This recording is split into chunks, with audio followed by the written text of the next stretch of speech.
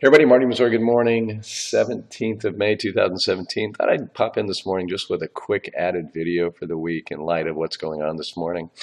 Um, the S&P 500 one-day chart, as you can see in front of you, tells us that we're down about 1%, down about 1% on the Dow, 226 points.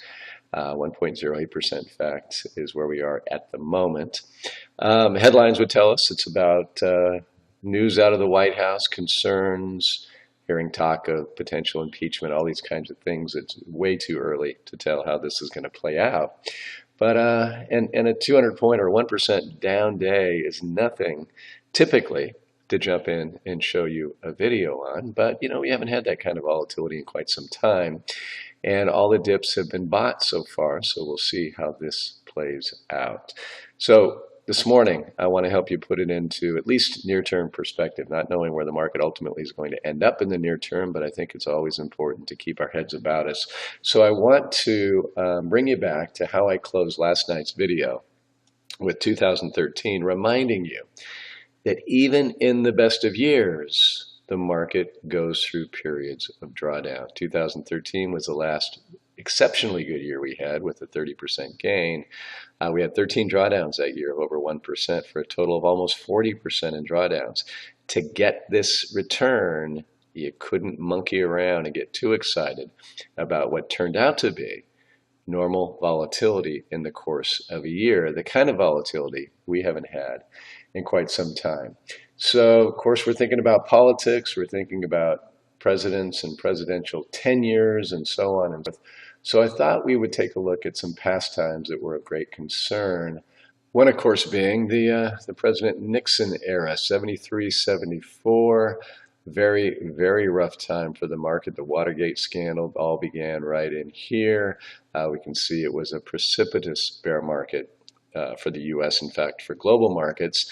President Nixon resigned in that era and so forth. So yeah, you can say that that sort of uncertainty can really play havoc with markets.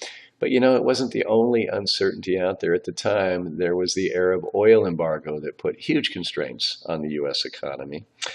We had consumer price inflation absolutely going through the roof. That says 12.3% there. We had the unemployment rate at just spiking. It was above 7% at the end of 1974. Therefore, we had quite the recession that went with the president's resignation and so on. Was this all the result of that? It certainly didn't help. It certainly added to the uncertainty, no doubt about it. But I don't know that with all the other things going on that we can say Nixon was indeed the cause, if you will. He was one element there. But as I explained last week and again in yesterday's video, you got to have an economy that's ready for this to actually have it happen. In fact, my favored moving average indicators, the 50, 100, and 200, were actually rolling over coming into 1973. As I've talked about, when that 200-day rolls over, we better pay attention to the volatility. Here were the shorter-term ones, giving us a signal that we need to start getting concerned. And sure enough, it would have paid to be defensive in that 1973-74 era. Of course, we can't have that conversation without talking about President Clinton. Here was where he had a news conference where he denied certain allegations that apparently turned out to be true. He wasn't telling the truth in front of important committees and juries, etc. And therefore, in here, he was impeached. He was acquitted 3 months after the impeachment proceedings began, 2 or 3 months actually. And here's the volatility we saw in here. Here's the volatility we saw here. That was about a 4% drop. Today, that would be good for about 800 Dow points.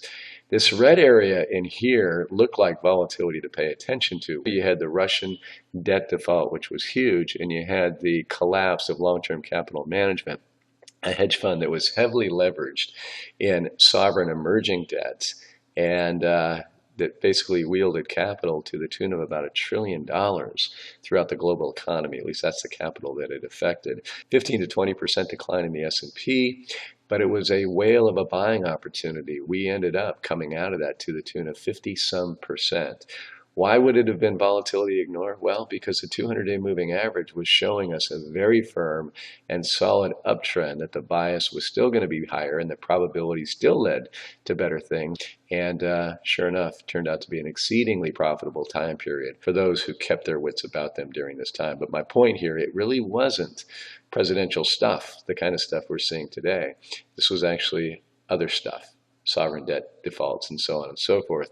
We did not have a situation where we had super high inflation and super high unemployment, no recession at the time. And I'll say it again, a pretty good setup in the indicators. So folks, we'll keep you posted as events unfold, and we'll measure their impact on markets. Hope you have a good day. Talk to you soon. Take care. Bye-bye.